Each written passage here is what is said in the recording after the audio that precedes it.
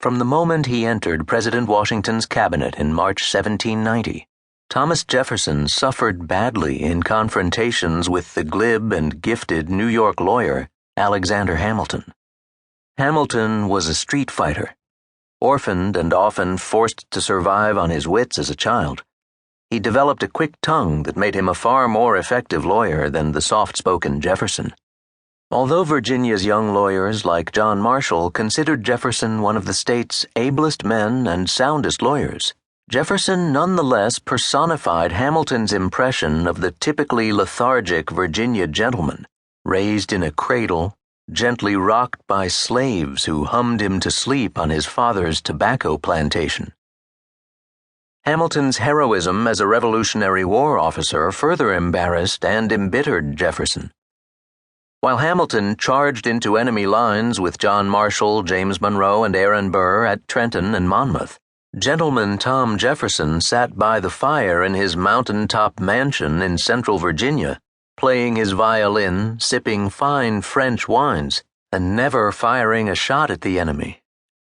An admitted failure as Virginia's wartime governor, Jefferson entered George Washington's cabinet smarting from taunts of cowardice, while Hamilton collected accolades from his fellow New Yorkers for his wartime heroism.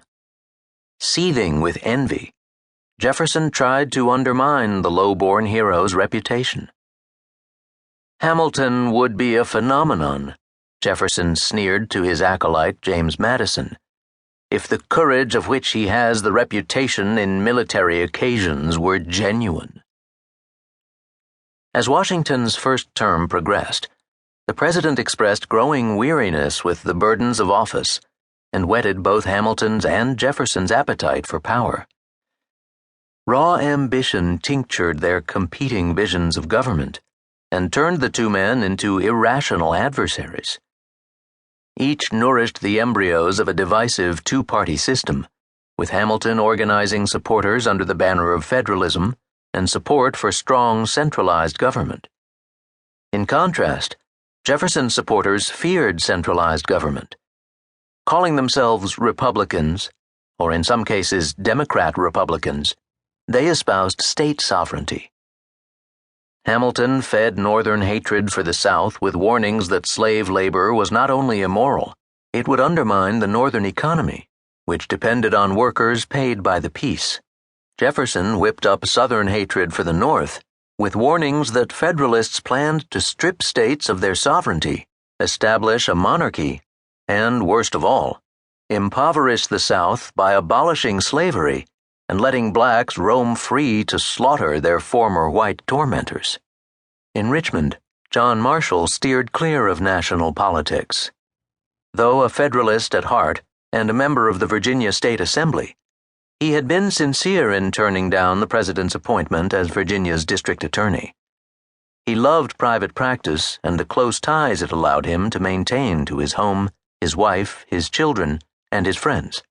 He built an enormous, thriving practice and remained a doting husband and father.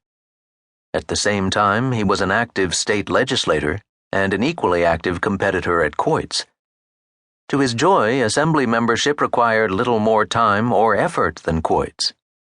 To promote his presidential ambitions, Jefferson enlisted his friend James Madison to help organize Democratic clubs in major cities, while paying newspaper editors to smear Hamilton's character.